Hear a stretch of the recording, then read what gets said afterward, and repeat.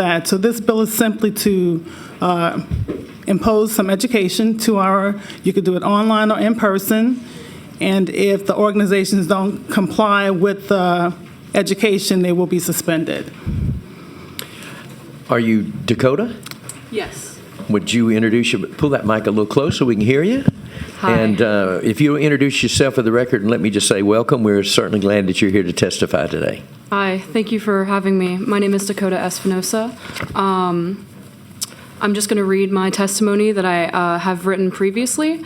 So I'm a student in LSU's College of Music and Dramatic Arts. I have one of the most severe forms of autism compatible with speech. Today, I continue my education under the same department that enabled my abuse.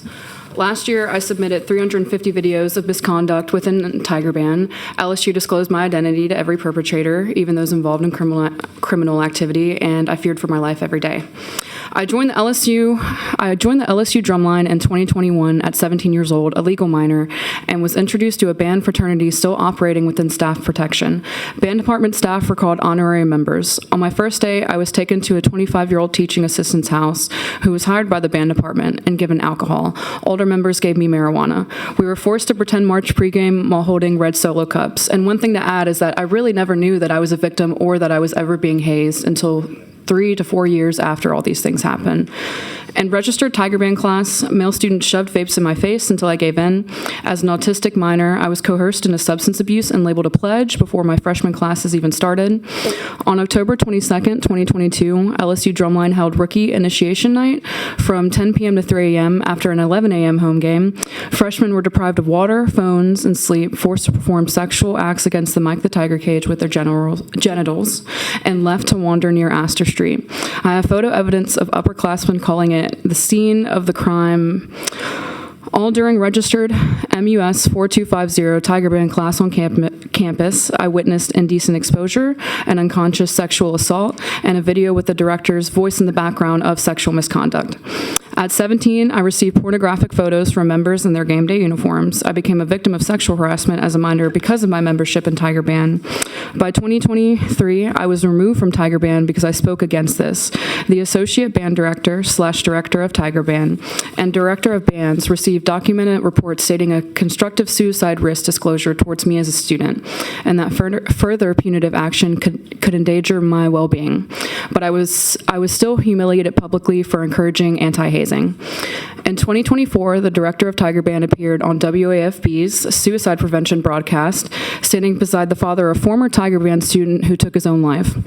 On camera, he stated in response to student suicide, "Now we have a point person." Yet just 2 days later, after a report to Student Advocacy and Accountability showed LSU Drumline students drafting a petition to remove me from Tiger Band because I refused to haze, and after a mandated reporter held up the report to Tiger Band director and stated face-to-face, "Director, this is why people kill themselves."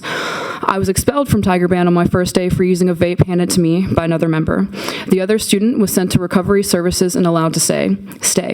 The director of Tiger Band then reported me to Student Advocacy and Accountability as if expulsion wasn't punitive enough. It felt like the suicide risk disclosures were being fulfilled, not prevented, and that Matthew Ballinger's Memorial Foundation clearly did not apply to students like me, those who spoke out against hazing.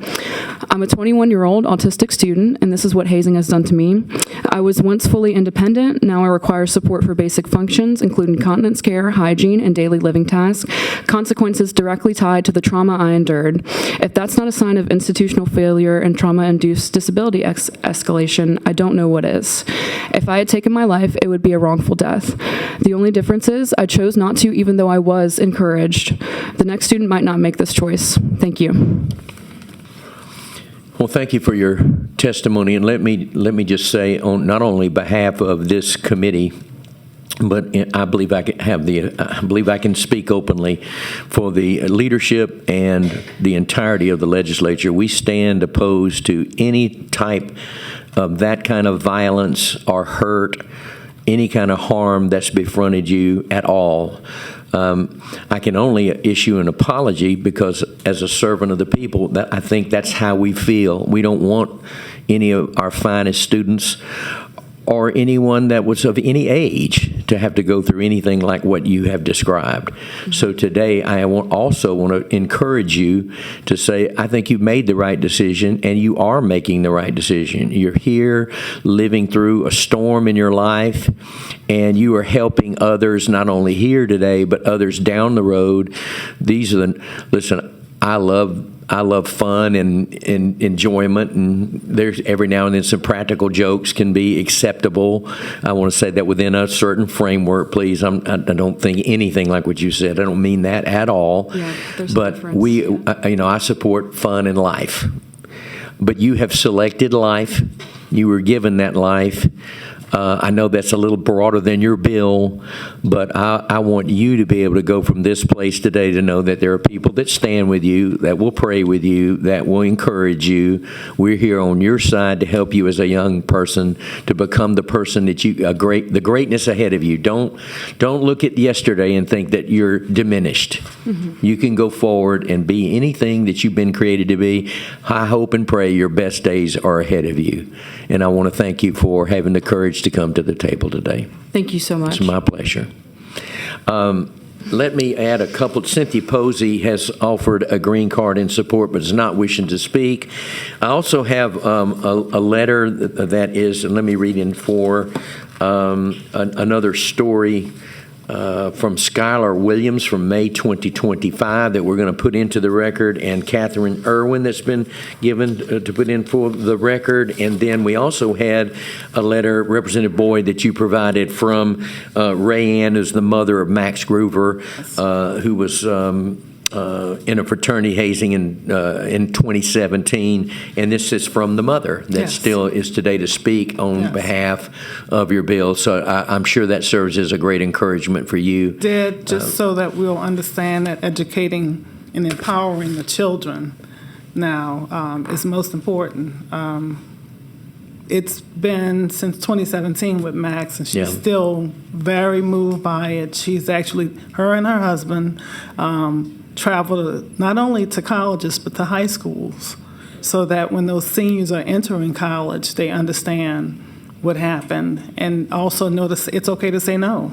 Yes. Mm-hmm. Senator Andrews? First of all, I want to thank you for giving your testimony and being so brave. Most students never talk about what happened to them.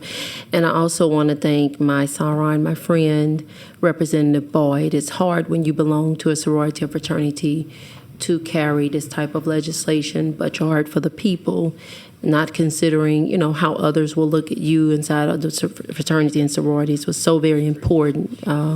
You have been such a wonderful advocate for our students, and thank both of you for what you're doing. Mr. Chairman, at the appropriate time, I would ask that we report this bill favorable. And I know a lot of time's gone by, but we still celebrate life and we celebrate families. And I'm just going to ask us because I do have this particular letter from a mother that Most definitely. Yes. I'm going to ask us to pause for a moment of silence, and then we'll return back to close.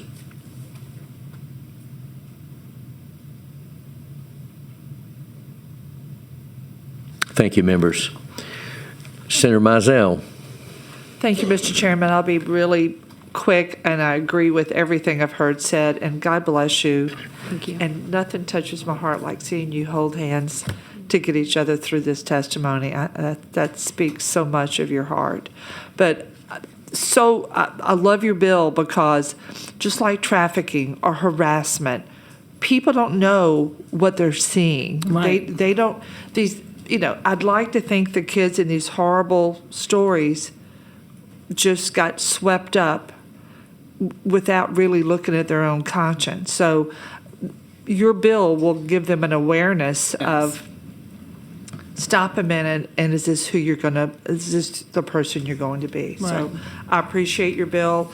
I appreciate you coming here today. And Thank you. I don't know if we've got a motion, but I would move at the appropriate time. If we already got a motion.